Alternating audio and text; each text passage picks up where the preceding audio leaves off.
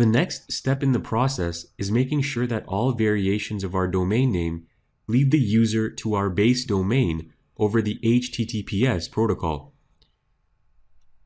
At the moment, if we type in www.uxl.com, you'll notice that it's not directing the user to the HTTPS version of the site.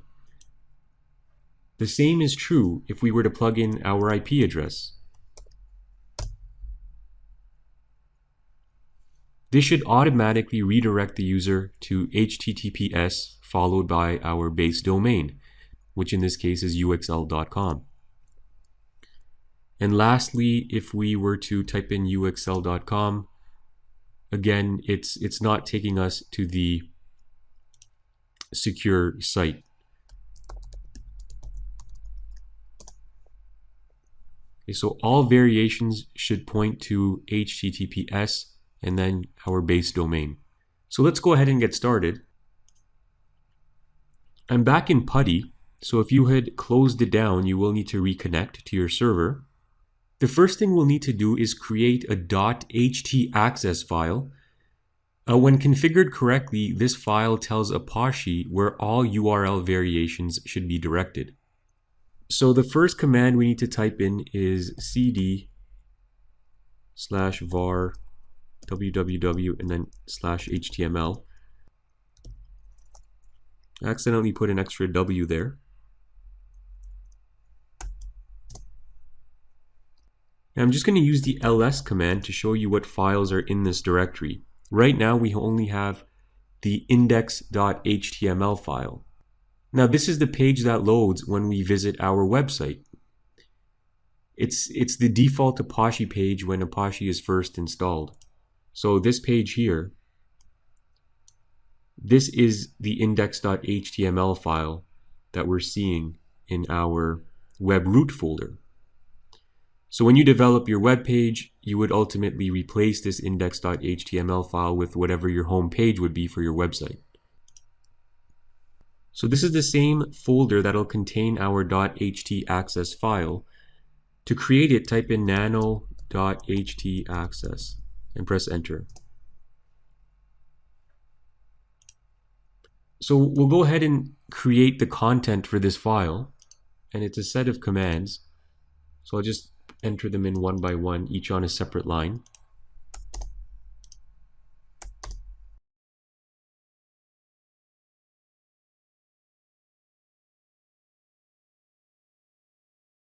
So the first condition here will redirect the user. If they use the www prefix, it'll redirect them to HTTPS and then our base domain. If they type in the IP address, that would also redirect them to HTTPS and then the base domain. And lastly, any attempt to access the domain over HTTP will redirect them to the HTTPS version. So those are all the three conditions we want. And I'm going to save this file by pressing Ctrl X, typing in Y, and then enter to save.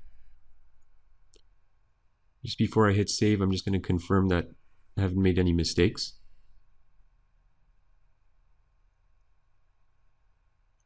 And everything looks okay. The next thing we need to do is instruct Apache to read our .htaccess file anytime our website is accessed. And to do so, we'll need to modify an important configuration file. So just type in this command here to open the Apache 2 configuration file in our nano text editor. And once this file opens, keep pressing the down arrow key on your keyboard. And scroll all the way down. When you see the directory text here, you're going to replace allow override none to allow override all. And this is going to allow Apache to read our .htaccess file. So I'm going to exit, Control X, type in Y to save, and press enter. Okay, the last thing we need to do is just restart Apache to make sure that these changes do take effect. So type in service Apache to restart. Now, before we test this in our web browser, just make sure you clear your web browser's cache to make sure you're not viewing older versions of your web page. And I'll do the same. Okay, so there we go. I've cleared the cache. And now we'll just go ahead and test each variation again.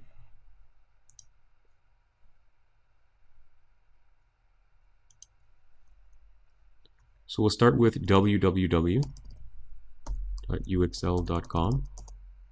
Okay, so that works. You can see it redirects to the HTTPS version. Next, we'll try just uxl.com. And that redirects to HTTPS as well. And I'll just need to pull up my IP address again. So I'm going to paste my IP address here. And that also directs the user to the HTTPS version of our site. Okay, so with that completed, the last step will be to set up a cron job to make sure that our SSL certificate automatically renews at specified intervals of time. So we'll see you in the next lecture.